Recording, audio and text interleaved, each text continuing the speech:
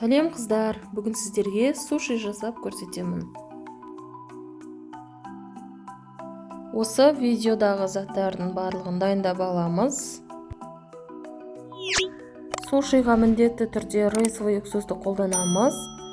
100 грамм уксусқа 50 грамм қант салып, 2 шай қасық тұз салып, жақсылап араластырып, газға, отқа қоямыз. Қайнатып алмаймыз. Шекер ерігенше газде қалдырамыз. Енді 500 грамм күрішті жақсылап жуып, 600 грамм су құйып, газға қойып қайнатамыз. Күріштің суы тартылған соң, ең жай отқа қойып, бетін жауып 10 минутқа қалдырамыз. 10 минутта күріш пісіп шығады. Су, май ештеңе қоспаймыз, тек күріштің өзін сумен пісіріп аламыз.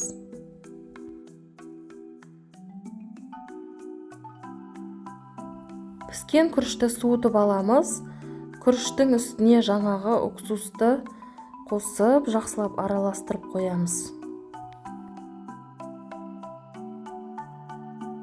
Енді сушидің ішіне қосатын заттарды кесіп дайындап аламыз.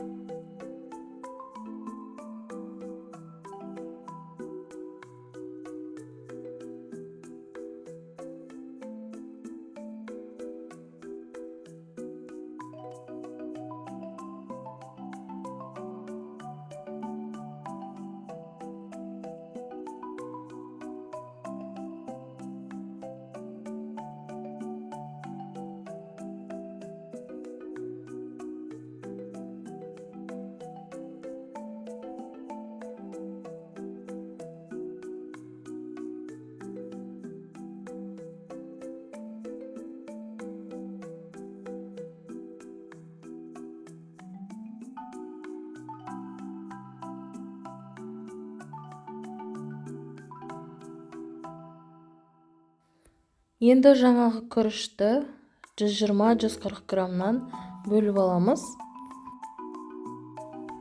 500 грамм күріштен 8 суши шығады.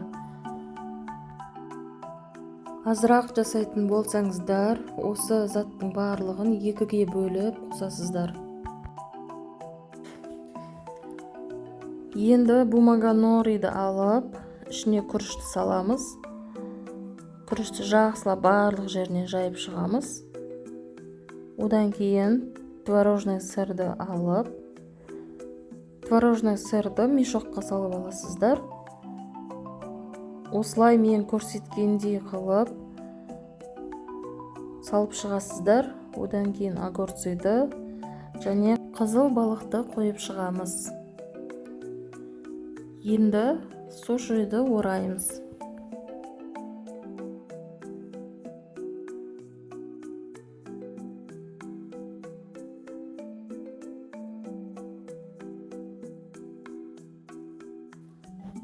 Үйде өздеріңіз дайындасаңыздар, өте дәмді болып шығады.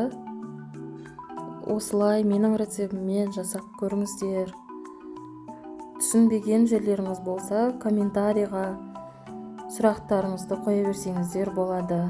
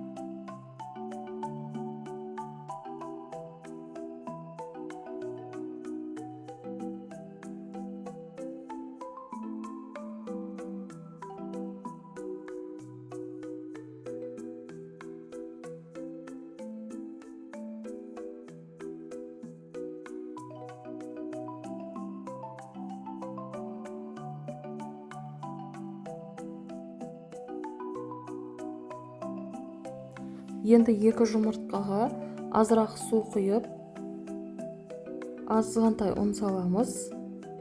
Осыны жақсылап араластырып, сұйық масса шығарамыз.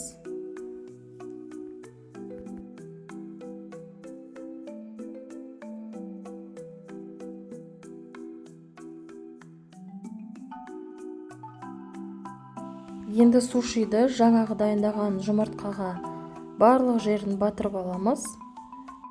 Одан кейін корейский сухариға аунатып аламыз.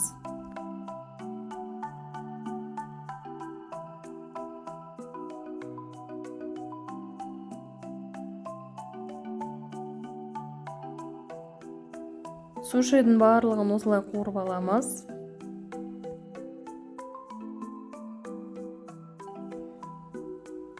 Қызарған жерлерін айналдырып, осылай барлық жерін қуырып шығамыз.